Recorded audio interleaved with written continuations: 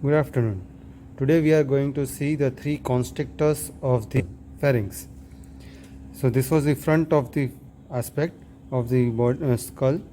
Now what I have done is I have cut open the posterior aspect of the skull along with the structures on the posterior aspect of the neck so that we can see the constrictor muscles from the back side. So we know that the three constrictor muscles on the back side form some median raphe. So this is the median raphe. As you can see, it is attached onto the occiput. This is the attachment of the median raphe on the occiput. This is the attachment on of the median raphe on occiput.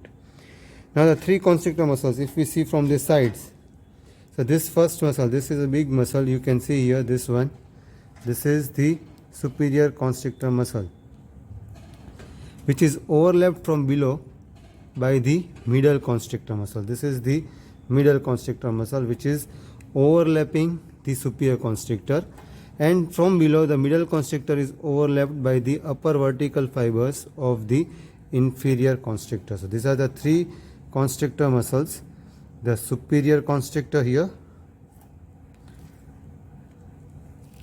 the middle constrictor here, and the inferior constrictor here.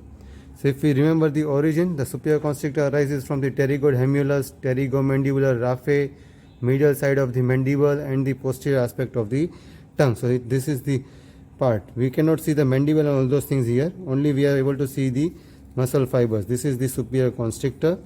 Similarly, middle constrictor arises from the lesser cornu of the hyoid bone, the upper part of the greater cornu of the hyoid bone. So this is the greater cornu. You can see this is the greater cornu of the hyoid bone. So it is arising it from there, and it expands on both the sides. It also goes downwards like this and also goes upward like this, and from below it is being overlapped by the upper oblique fibers of the inferior constrictor, which arises from the thyroid lamina, the oblique line on the thyroid lamina, as well as the inferior cornu of the thyroid bone. So that is about the three constrictors. Also, the inferior constrictor has got two parts: the thyropharyngeus, which is this oblique part, and the cricopharyngeus, which will be the horizontal part. The fibers are cut here with someone. So these are the horizontal fibers of the inferior constrictor here, this one. So this is the oblique part, this is the horizontal part, and because of the, suppose there is a space which is between the two, this part is called as Killian's dehiscence, the weakness between the upper oblique fibers and the lower horizontal fibers of the inferior constrictor, that is the thyropharyngeus and the cricopharyngeus. It is called as the Killian's dehiscence.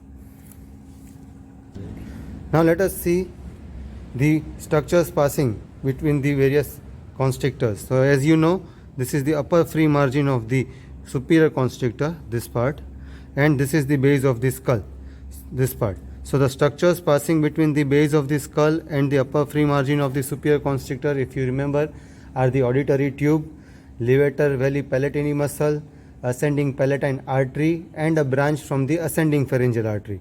What we can see here are the muscle. This is the muscle. The muscle is the levator veli palatini, and if I clean it up very properly, then this white colored structure which you are able to see here, this is the auditory tube. So which are passing between the base of the skull and the upper free margin of the superior constrictor. The structures passing between superior constrictor and the middle constrictor are the stylopharyngeus muscle. This is the stylopharyngeus muscle here, and a nerve along with it, that is the glossopharyngeal nerve. So these are the two structures which are passing between the superior constrictor and the middle constrictor, the stylopharyngeus muscle and the stylopharyngeus muscle and the glossopharyngeal nerve. Similarly, the structures which are passing between the middle constrictor and the inferior constrictor first pierce the thyrohyoid membrane.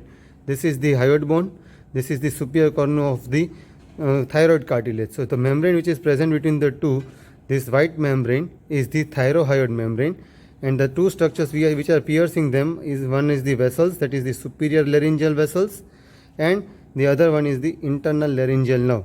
So these two structures will pierce the thyrohyoid membrane, and then pass between the cricothyroid, the middle constrictor and the inferior constrictor. So these are the structures which are passing between the various constrictors and between the base of the skull and the superior constrictor. Thank you.